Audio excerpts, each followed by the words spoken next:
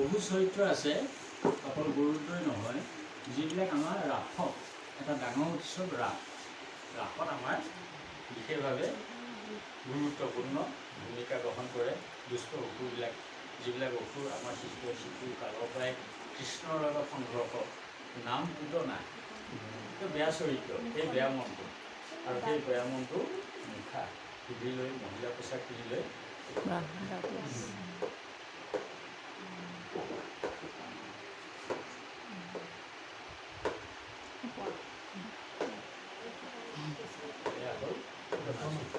তাৰপিছত আহিল জটায়ু পক্ষী। আমাৰ ৰামায়ণত লাগে জটায়ু পক্ষী। মই জীৱ জন্তুৰ কথা কৈছিলোঁ, সেইবিলাকে দেখুৱাইছোঁ।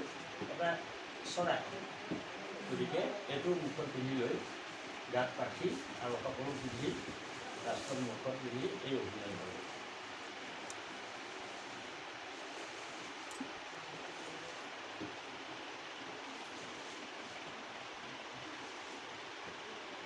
এনেকুৱাবোৰ চৰিত্ৰ আছে আমাৰ আপোন মুখখনে একেবাৰে সম্ভৱ নহয়।